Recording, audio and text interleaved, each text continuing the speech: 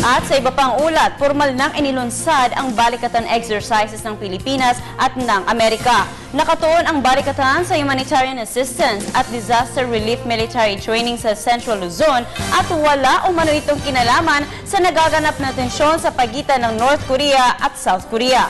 May ulat ang aming kasamang si Dina Pagibitan. As the Chief of Staff of the Armed Forces of the Philippines, I hereby declare the Philippines-United States Balikatan Exercises 2013 officially open. Formal nang binuksan ng Balikatan Exercise 2013 na tatagal hanggang April 17. Ito ang joint training ng mga sundalong Pilipino at Amerikano upang ibahagi ang kani-kanilang mga kakayahan, kaalaman at kapasidad sa pagresponde sa iba't ibang uri ng kalamidad at pagbabantay sa nasasakupan. Ito na ang ika-29 na taon ng Balikatan at sa taong ito nakafocus ang aktibidad sa humanitarian assistance and disaster response sa oras ng mga kalamidad tulad ng Bagyong Pablo na sa kabuhayan at pag-asa ng ating mga kababayan sa Visayas at Mindanao. Hindi lamang raw partnership ang naturang balikatan, ito rin ay pagpapakita ng isang pinagtitibay na pagkakaibigan sa pagitan ng dalawang bansa.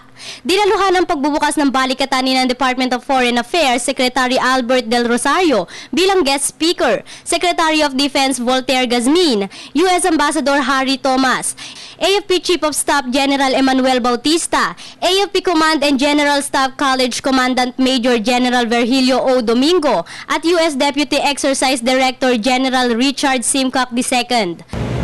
Today, men and women from the armed forces of the Philippines and the United States will once again stand side by side for the common good and for the values that define our two nations.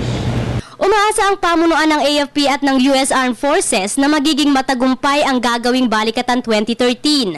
You walk side by side in the footsteps of heroes. Same courage, determination, and sense of sacrifice necessary to protect our nations and our people in today's world.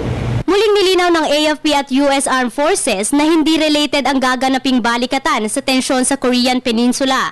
At wala naman umanong namomonitor na threat sa bansa, kaugnay pa rin ang usapin sa Korea.